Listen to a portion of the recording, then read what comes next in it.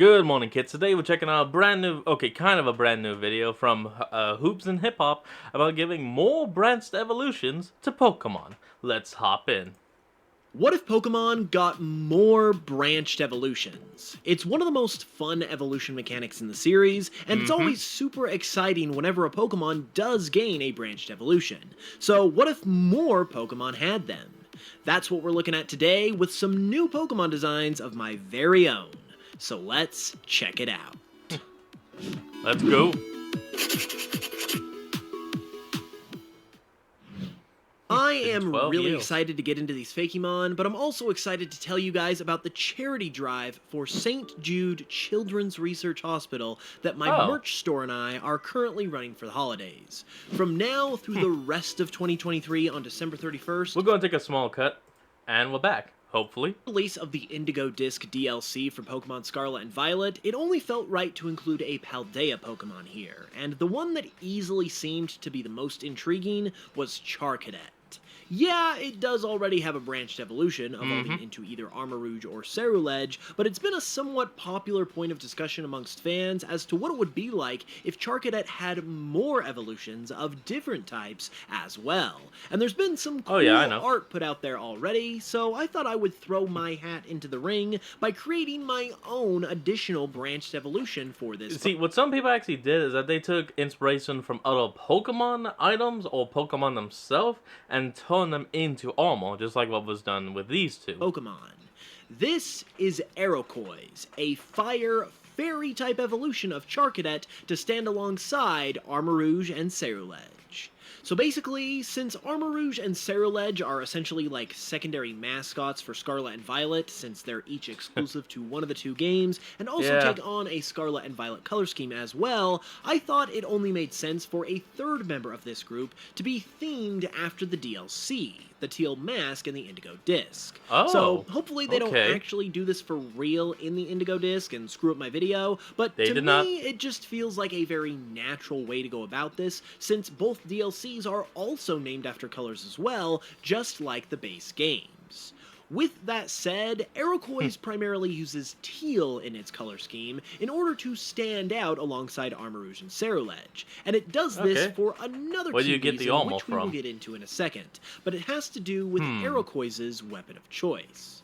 Since these Pokemon Yeah, are the themed bow. around weapons as well, with Armarouge being based around a cannon and Ceruledge being based around swords, Aerocois is based around a bow and arrow. Classic. This classic. is also where we wrap back around to that teal coloration, because Aerocois is also loosely based on Robin Hood as well, who is Oh. known for being an archer, is often clad in green, which is where that teal coloration comes from, and who is a character of European folklore, with Scarlet True, and Violet's Paldea true. region obviously based on Spain and the Iberian Peninsula.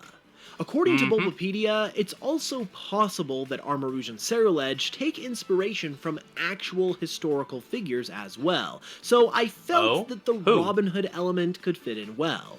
This is also where the fairy type comes in for I guess I'll just have to look it up myself. Aerocois too, since the tale of Robin Hood is very much like that of a fairy tale, and it would also make for the first fire fairy type ever, which would obviously be really cool. We need Finally, the name Aerocois follows in the footsteps of its counterparts, deriving from the weapon it uses, which in this case is a bow and arrow, and the color it is themed around. Ta-da! Armarouge Super and easy. Ceruledge, while being Scarlet and Violet themed, obviously, don't literally use that in their names either, and instead use the names of similar colors, like Cerulean for Ceruledge. So I opted to do the same for Oh. Aerocois with the color turquoise in its name. Overall, I would say that That's actually this clever. could be a pretty cool option for Charcadet to evolve into if it was real. And I would love it if Charcadet ever actually did get more evolutions in the future. Next up is a Pokemon who doesn't already have a branched evolution, but fans have long wanted to see it get one. Combee. And that would be Combee. People have pretty much always wanted to see For years, he's been stuck in the shadow of his queen. Now it is his time for the prince to arrive. or at least know have why he brought did up that. the idea of Combee getting a male evolution to go along with its female-only evolution of Vespiquen. It might not ever happen for real, but it's obviously a pretty cool and popular idea. So I've gone ahead and made a male Combi evolution of my very own. This is Squadrone, and if I must say, this guy turned out pretty fantastic. It's a laughing stock. Naturally, as a male evolution, it has to be based on male honeybees, which are known as drones. The term drone gives us a lot to work with since that's such a cool word, and personally, it evokes ideas of fighter jets or actual drones that are flown around in the sky, often for aviation and or military purposes. I think those things are called like So I decided to take that term and put a literal spin on it with this evolution, and give Squadrone a fighter jet aviation type of theme. This is where the amazing sunglasses-like pattern comes from on the center face of this Pokemon, which actually resembles the helmet of a fighter jet pilot, which I think is amazing and does a perfect job of giving it that Pokemon charm. I can totally see this being revealed for a new game, and people going crazy over it, or it being in the anime, or something like that. It just feels like it fits the Pokemon vibe really well in my opinion, which I'm really happy about.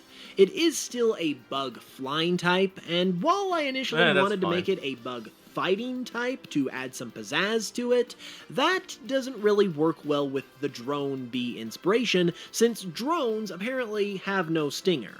That's okay though, because the flying type also works just as well, and finally, for the name, I felt like Squadrone was just the perfect name for this Pokemon. It comes from squad and drone, because, you know, that's already obvious as all heck. Squad, since this Pokemon consists of a bunch of bros just hanging out, the longer Squadron, which evokes that aviation theme, and Drone, coming from the name of the male honey bee. I think Squadrone would be an amazing male evolution for Combi if that did ever happen someday, and in my opinion, it's a pretty awesome example of why it definitely should. Okay. Oh, hold on, we'll be right back. And we're back. Before we get into this next one, I have got to give a big shout out to my main man, Oscar Belmonte, who drew the artwork of the designs that you're seeing in this video. Be sure to check him out with the links in the description below if you haven't yet, because he is amazing and he does great work. With that said, the next Pokemon we're looking at is somewhat similar to the Combi situation, and that is Horsey. Horsey obviously evolves into Kingdra as its final stage, and while Kingdra is not a gendered evolution like Vespiquen, the name Kingdra obviously evokes the possibility of a Queendra also potentially existing. And so, Queendra is what I have decided to create. Now, like I said, looks like it would be Pult Fairy type. This one is cool, at least in my opinion, because the opportunity was there with the name to create it. But since Kingdra isn't a gendered evolution or anything like that, we will have to distinguish these two branched evolutions in different ways. It'll still be a water dragon type, just like Kingdra, but I imagine that the biggest difference will have to be in their stat distributions. Kingdra has a base stat total of 540, and its stats are really balanced across the board. So I thought that the most natural course of action would be to make Queendra's stats imbalanced and trade that well-roundedness for some more firepower in specific areas.